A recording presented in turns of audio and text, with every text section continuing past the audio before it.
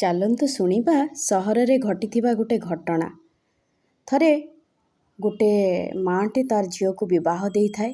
ବିବାହ ଦେବା ପରଠାରୁ ଝିଅଟି ସବୁବେଳେ ଦୁଃଖୀ ରହେ। ଏମିତି ଗୋଟେ ବର୍ଷ ବିତିଗଲା, 2 ବର୍ଷ ହେବାକୁ ଲାଗିଲା। ହେଲେ ଝିଅଟି କେତେବେଳେ ତା ଶାଶୁ ଘରେ ଶାନ୍ତିରେ ରହିପାରେନି। ସବୁବେଳେ ପଳେଇ ଆସେ ତା ମାଆ ପାଖରେ ଆସିକି କାନ୍ଦେ, କହେ ମା ମୁଁ ଆଉ ଯିବିନି, ମୋତେ ସେଠି ଜମା ଭଲ ଲାଗୁନି, ମୋତେ ସମସ୍ତଙ୍କର ବ୍ୟବହାର, ସମସ୍ତଙ୍କର କଠୋରତା ମୋତେ ଜମା ଭଲ ଲାଗୁନି, ବହୁତ କଷ୍ଟ ଦେଉଛି, କ'ଣ କରିବି ତମେ କୁହ ନା। ତ ମାଆ ତାକୁ କହନ୍ତି ଆଚ୍ଛା ଠିକ୍ ଅଛି, ବୁଝିବା।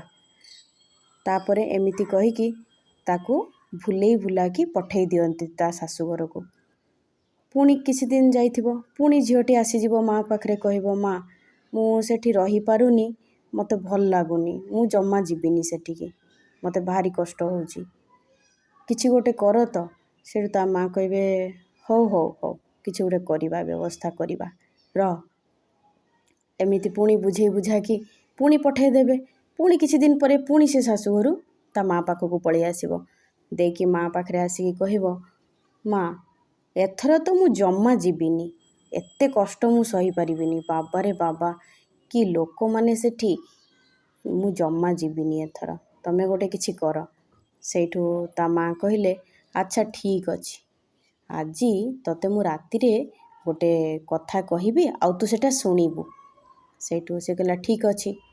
ଟିକେ ରାତି ଯେତେବେଳେ ହେଲା ତା ମାଆ ତାକୁ କହିଲେ ଶୁଣ, ତୁ କାଲି ସକାଳେ ଘରକୁ ଯିବୁ, ଆଉ ଏଇ ପୁଡ଼ିଆଟାକୁ ସାଙ୍ଗରେ ନେଇଯିବୁ, ଏଇ ପୁଡ଼ିଆରେ ବିଷ ଅଛି।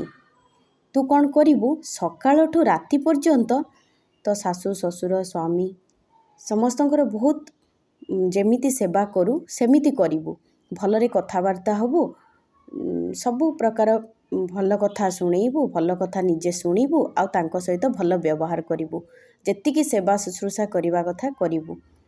ତାପରେ ରାତିରେ କିନ୍ତୁ ଶୋଇଲା ବେଳକୁ ଏଇଥିରୁ ଟିକେ ବିଷ ଦେବୁ, ସମସ୍ତଙ୍କ କ୍ଷୀରରେ ମିଶେଇକି ସମସ୍ତଙ୍କୁ ପିଇବାକୁ ଦେବୁ, ଟିକେ। ସେଇଠୁ ସେ ରାଜି ହେଇଗଲା, ଖୁସି ହେଇକି ତା ପରଦିନ ତା ଶାଶୁଘରକୁ ଗଲା ବିଷ ପୁଡ଼ିଆଟିଏ ନେଇକି। ସେଇଠୁ ଯେମିତି ମାଆ କହିଥିଲେ ଯେ ତୋର କର୍ତ୍ତବ୍ୟରେ ଟିକେ ବି ଅବହେଳା କରିବୁନି, ସକାଳଠୁ ରାତି ପର୍ଯ୍ୟନ୍ତ ପ୍ରତ୍ୟେକ କାମ ଠିକ୍ କରିବୁ, ସବୁ କଥା ମାନିବୁ, ସବୁ କଥା ଶୁଣିବୁ, ଆଉ ରାତିରେ ଶୋଇଲା ବେଳେ ସମସ୍ତଙ୍କୁ କ୍ଷୀରରେ ଏଇଠୁ ଟିକେ ବିଷ ମିଶେଇକି ଦେବୁ। ସିଏ ବି ମାନିଲା। ଏମିତି ସିଏ ମାନିଲା, 3 ଦିନ 4 ଦିନ ମାନିଲା, 5 ଦିନ ମାନିଲା। ଦେଖିଲା କାହିଁ କେହି ତ କିଛି ମରୁନାହାନ୍ତି।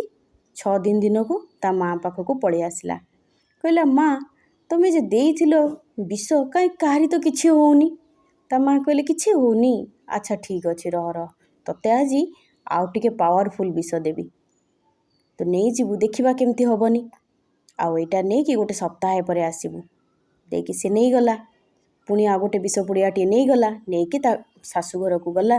ଯେମିତି ଯାହା ସେ ସବୁଦିନ କରୁଥିଲା, ସକାଳଠୁ ରାତି ପର୍ଯ୍ୟନ୍ତ ସେବା ଶୁଶ୍ରୂଷା ଯାହା ବି କରୁଥିଲା ସବୁ କରିଲା, ଆଉ ରାତିରେ ସେମିତି ଟିକେ ଡୋଜ୍ ବଢ଼େଇ ଦେଇକି ପୁଡ଼ିଆରୁ ସମସ୍ତଙ୍କୁ ଦେଲା କ୍ଷୀରରେ ମିଶେଇକି। ଏମିତି କରୁ 7 ଦିନ ବିତିଗଲା। 7 ଦିନ ବିତିଗଲା ଯେତେବେଳେ ସେ ଦେଖିଲା କାହିଁ କାହାରି ତ କିଛି ହେଉନି। ସେଇଠୁ ସେ ତା ମାଆଙ୍କ ପାଖକୁ ଗଲା, କହିଲା ମା ତମେ କ'ଣ ଦେଉଛ ଯେ, କାହାରି ତ କାହିଁ କିଛି ବି ହେଉନି। ସେଇଠୁ ତା ମାଆ କହିଲେ କିଛି ହେଉନି କାହାର। କହିଲା ନା କେହି ବି ତ ମରୁନାହାନ୍ତି। ସେଇଠୁ ତା ମାଆ କହିଲେ ଆଚ୍ଛା ଠିକ୍ ଅଛି, ତାହେଲେ ତତେ ଆଜି ମୁଁ ଗୋଟେ ସବୁଠାରୁ ପାୱାରଫୁଲ୍ ବିଷ ଦେବି, ବହୁତ ଇଏ କାମ କରିବ, ଆଜି ଦେବି ତ ଆଜି ରାତିରେ ହିଁ ପ୍ରାଣ ଚାଲିଯିବ। କିନ୍ତୁ ଗୋଟେ କଥା ତତେ ପଚାରୁଛି, କହ ତୁ ତୁ ଆଉ କିଛି ପରିବର୍ତ୍ତନ ଦେଖୁଛୁ କି? ସିନା ମରୁନାହାନ୍ତି କିନ୍ତୁ ଆଉ କିଛି ପରିବର୍ତ୍ତନ ଦେଖୁଛୁ କି? ସେଇଠୁ ତା ଝିଅଟି କହିଲା ହଁ ଟିକେ ପରିବର୍ତ୍ତନ ଦେଖୁଛି ସମସ୍ତଙ୍କ ପାଖରେ।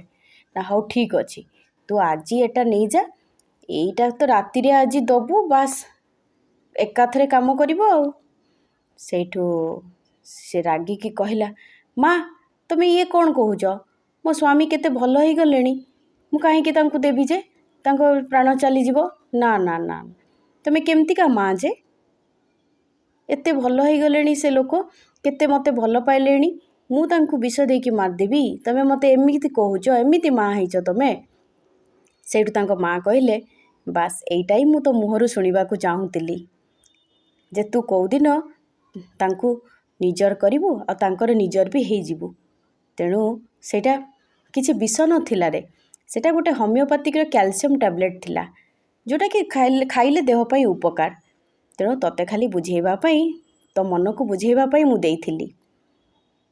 ଏଥିରୁ ଆପଣ କ'ଣ ଶିଖିଲେ ଟିକେ ଦୟାକରି ମେସେଜ୍ ଲେଖିଲେ ବହୁତ ବଢ଼ିଆ ଲାଗିବ। ନମସ୍ତେ।